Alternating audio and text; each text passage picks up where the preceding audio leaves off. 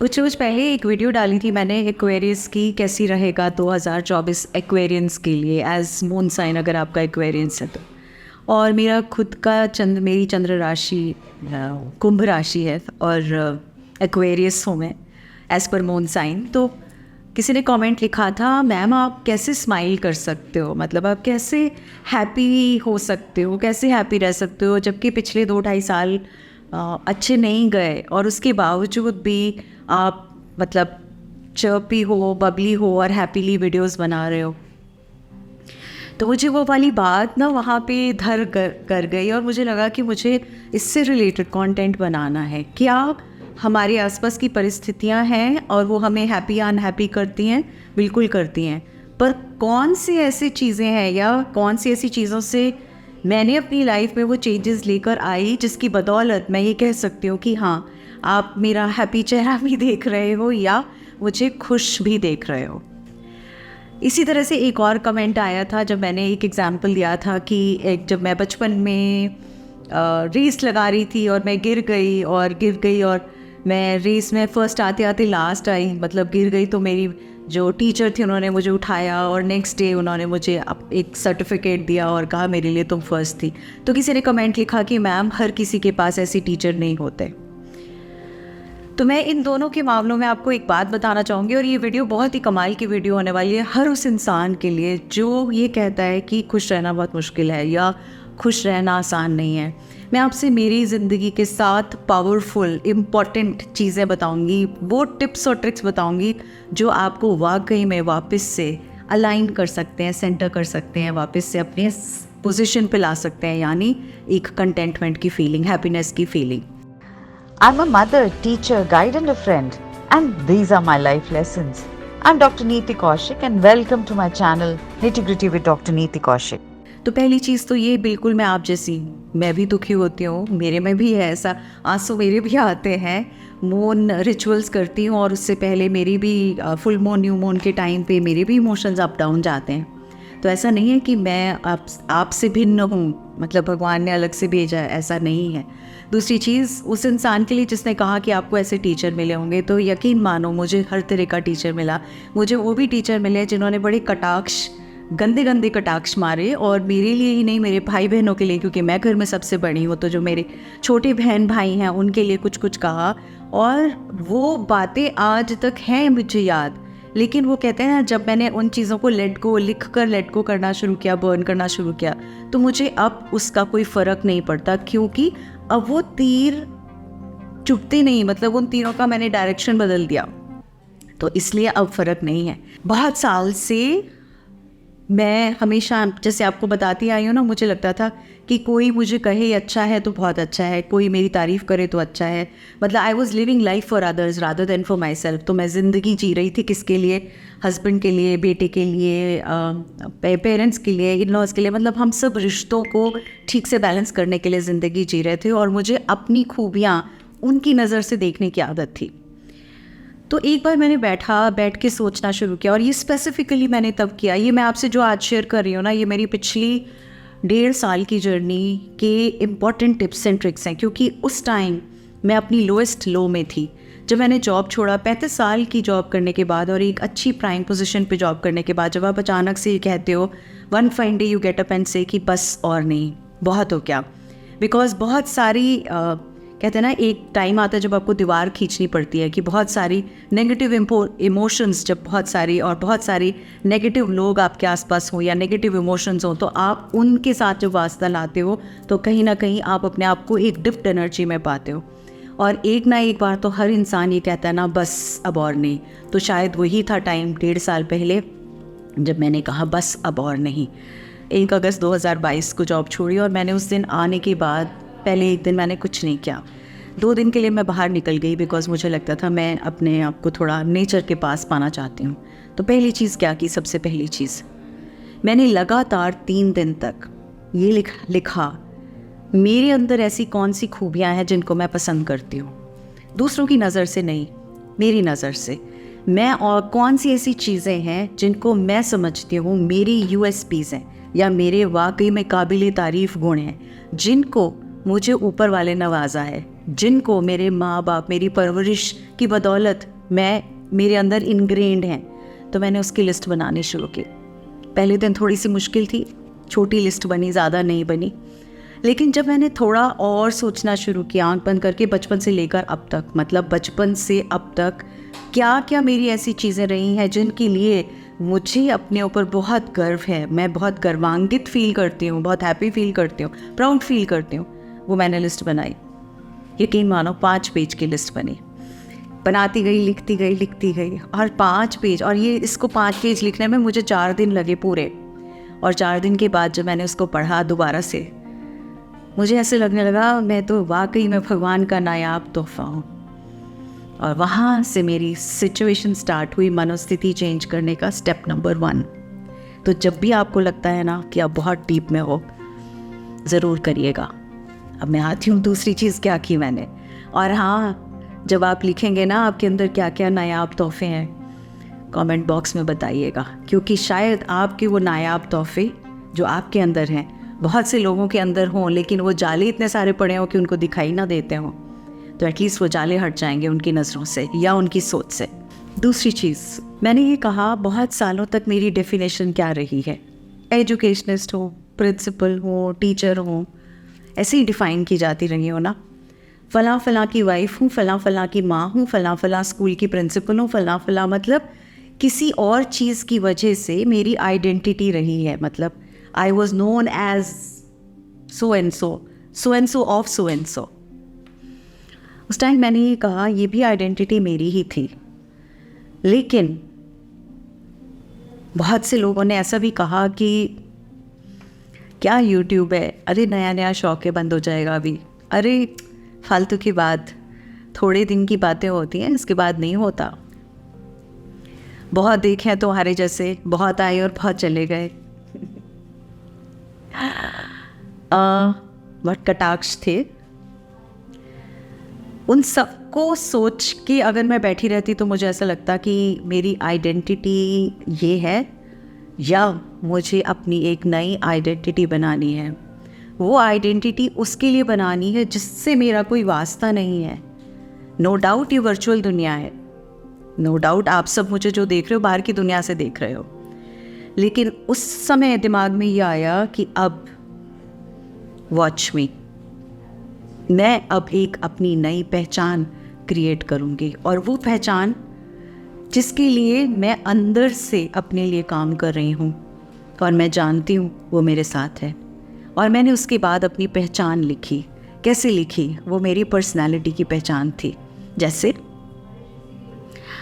मैं किस तरह से पहचानी जाऊँगी, मेरा अगर सोशल मीडिया पे अकाउंट है तो क्या होगा, मैं लोगों की लाइफ में क्या चेंज ला पाऊँगी, मैं किसी को क्या क्या दे सकती हूँ, मैं कौन से इंसान के लिए किस तरह से चीज़ों को चेंज होता हुआ देख सकती हूँ। और वो मेरी पहचान बनी जो मैंने पूरी तरह से डिस्क्राइब की एक डायरी में लिख के, ये मेरी नई पहचान होगी। और जब उस पहचान को लिखा, वो पहचान थी मेरी हायर सेल्फ से बात करते हुए, यानी मैं आज जो हूँ उस टाइम 1.5 साल पहले आज वाली नीति और 1.5 साल पहले की नीति, 1.5 साल पहले की नीति ने जब आज वाली नीति से बात करी तो आज वाली नीति ने, कंफ्यूज मत हो, आज वाली नीति ने बताया कि तुम तो अलग ही पर्सनालिटी निकल के आओगी। और मैंने वो सब कुछ लिख डाला, और लिखने के बाद मुझे अपने ऊपर बहुत बहुत बहुत गुरूर हुआ, प्लस बहुत हम्बल्ड फीलिंग हुई, और ये लगा कि हाँ पॉसिबल है।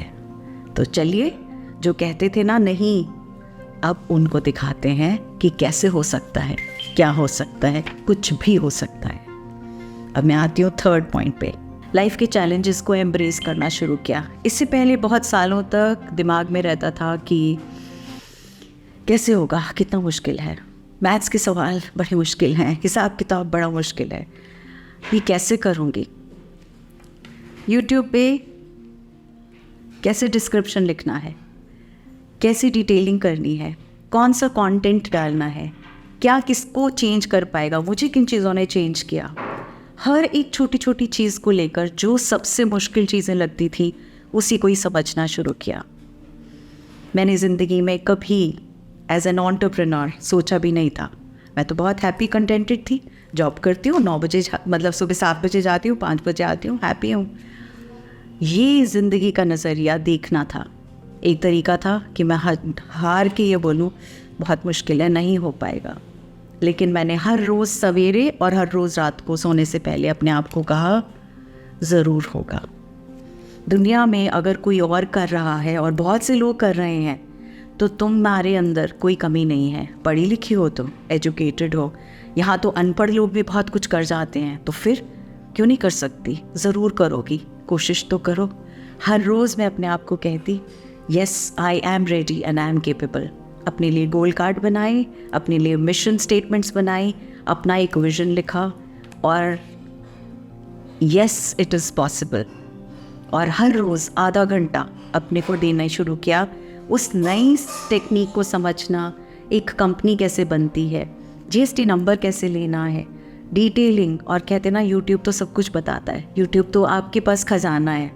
तो हर चीज़ के लिए डायरी बनाई और उस डायरी में वो नोट्स बनाने शुरू किए और साथ साथ नोट्स बनाने के उनको इम्प्लीमेंट करना भी शुरू किया। इसके बाद हम आते हैं चौथी चीज़ पे, जो सबसे मुश्किल थी। जानते हैं क्या मुश्किल थी? हर एक इंसान की ना एक अलग आइडेंटिटी होती है। आप एक ऐसा इंसान हो जो आप हमेशा से रहे हो, मतलब एक आपकी पर्सनालिटी, आपकी सोच, आपकी विचारधारा, आपकी person as a person holistically एक इंसान जो आप हमेशा से इतने सालों से रहे हो, यानी 55 साल से मैं एक इंसान जिस तरह की रही हूँ। दूसरी, वो इंसान जो मुझे बनना है, which I am meant to be, जो मुझे बनना है, एक अलग पर्सनालिटी हो गई ना। तीसरा, वो जो मेरे अंदर कैपेबिलिटीज़ हैं पर शायद वो जाले लगे हुए थे, मैंने उनको देखा नहीं, या वो देखा भी होगा पर मेरे अंदर हिम्मत नहीं हुई, तो वो तीसरी चीज़ वो जो मुझे एज मेरे अंदर कैपेबिलिटीज़ हैं। और चौथी चीज़ जो आप एक्चुअल में हो। अब ये 4 आपकी अलग अलग जो तरीके हैं, जिस तरह से आप हो, उनके अंदर बैलेंस लाना ज़रूरी है। और जब जब ये डिसबैलेंस होगा, यानी आप जो एक्चुअली में हो वो आप दुनिया के सामने नहीं दिखा रहे हो, जो आप बनना चाहते हो उस पर आपने पर्दा डाला हुआ है, आपके अंदर जो काबिलियत है उसको आप छुपा रहे हो या आप झांकना नहीं चाह रहे हो, तो ऐसे में इन चारों पर्सनालिटीज़ के अंदर बैलेंस लाना मेरे लिए बहुत ज़रूरी था। नेक्स्ट इम्पॉर्टेंट, जितने भी नेगेटिव लोग थे, जितने भी नेगेटिव पीपल थे, उनसे अपने आप को कट ऑफ किया। क्या क्या तरीके किए? एक फेसबुक पे पेज हुआ करता था नीति कौशिक वाला, आज भी है वो, जाना छोड़ दिया, नया पेज क्रिएट किया, चैनल, नई आइडेंटिटी थी। जितने मेरे ग्रुप्स थे व्हाट्सएप के, जितने स्कूल के, प्रिंसिपल के, सीबीएसई के, मतलब दुनिया भर के जो ग्रुप्स थे एज एन एजुकेशनिस्ट, सारी ग्रुप्स में से निकल गई एक साथ। फ़ोन्स आए बहुत से, मैंने कहा प्लीज़ मेरे को कुछ समय मेरे साथ लेने दो मुझे, मतलब जस्ट लीव मी अलोन, मैं बाद में बात करूँगी। बहुत से कॉल्स आए, जो बहुत करीब मानते थे उनके कॉल्स आए, मैंने बहुत से कॉल्स तो उठाई नहीं, और जो बहुत ऐसे थे जो बहुत क्लोज थे उनको उठा के मैंने सिर्फ यही कहा कि मैं एक ब्रेक ले रही हूँ, बाद में बात करेंगे, प्लीज़ समझो। एंड बिलीव यू मी, उन्हें समझ आता है और उन्होंने बार बार परेशान नहीं किया, सिर्फ कुडोज़ और ऑल द बेस्ट कहा। उसके अलावा अगर कुछ थे तो वो मैंने, क्योंकि ग्रुप्स में ही नहीं थी तो क्या चल रहा था मुझे कोई लेना देना नहीं था, क्योंकि मैं पीछे मुड़कर झांकना नहीं चाहती थी। बहुत से नंबर्स थे डिलीट कर दिए, बहुत से नंबर्स थे हटा दिए, क्योंकि समझ में ये आ रहा था कि अगर बार बार वो पास्ट तंग करेगा तो पास्ट मुझे आगे बढ़ने नहीं देगा। डिफ़िकल्ट था, आसान नहीं था, बट यकीन मानो उसकी बदौलत मुझे फोकस में मेरा मिशन, मेरा विजन, मेरा क्या करना है, मुझे किस तरह से हेल्प करनी है, मुझे वो नज़र में आ रहा था। नेक्स्ट इम्पॉर्टेंट, बहुत ज़्यादा, set a example that you want to be. मुझे हमेशा से अच्छे से रेडी होना, अच्छे से तैयार होना, तैयार होकर स्कूल जाना, वापस आना, हमेशा हैप्पी और अच्छे और खूब अच्छे से, मतलब डेक्ड अप रहना या तरीके से रहना अच्छा लगता है। अब मुझे कभी भी ऐसे मुसड़े से कपड़ों में या वो तो कैजुअल क्लोथ्स में, या मतलब बिल्कुल कंफर्टेबल, बहुत कंफर्टेबल वाले जो क्लोथ्स होते हैं, मतलब पजामा कुर्ता टाइप वालों में नहीं देखोगे आप। क्योंकि मुझे ऐसा लगता है कि मैं अपने आप से प्यार करती हूँ तो मैं आपकी अपनी ये पहचान को प्यार करती हूँ। तो मैंने एक उस पहचान को अपने साथ रखा, वो एग्जाम्पल सेट करने की कोशिश की जो मैं हमेशा से रही हूँ या बनना चाहती हूँ या जिस तरफ मैं जाना चाहती हूँ। अपनी दिनचर्या में वो वाले चेंजेस लाने शुरू किए। सवेरे उठना है तो उठना है। मैंने एक लिस्ट बनाई कि मैं क्या क्या करना चाहती हूँ। उस लिस्ट के अंदर सारी चीज़ें थी, जैसे सवेरे उठना चाहती हूँ इतने बजे, प्राणायाम करना चाहती हूँ, मेरे लिए एक ड्रीम लाइफ कैसी होगी। उस ड्रीम लाइफ के हिसाब से चीज़ें को लिखने के बाद उनको इम्प्लीमेंट करना शुरू किया। और मजबूरी में नहीं, जॉब मजबूरी, काम मजबूरी था, कुछ चीज़ें ज़िंदगी की हम मजबूरी में करते हैं। अब ये था कि बस बहुत मजबूरियाँ हो गई, अब खुद पे फोकस करना है। यहाँ से अपनी नई आइडेंटिटी पे काम करना शुरू किया। कहने को बहुत अच्छा दिखता है, आसान नहीं है, बहुत डिफ़िकल्ट है। क्योंकि कहाँ तो आप एक ऑर्गेनाइजेशन में टॉप पे बैठे हो, आपके इशारों से काम चलता है, लोग आपके नीचे हैं बहुत से काम करने वाले, और कहाँ जब एज एन एंटरप्रेन्योर शुरू करते हो आप अकेले हो, सब कुछ आपको खुद करना है, हर एक छोटी छोटी चीज़ को खुद से सीखना है और करना है। धीरे धीरे 1 से 2 हुए, 2 से 4 हुए, 4 से 6 हुए और टीम बढ़ती गई। और इस 1.5 साल में अब हम 8 लोग हैं टीम के अंदर।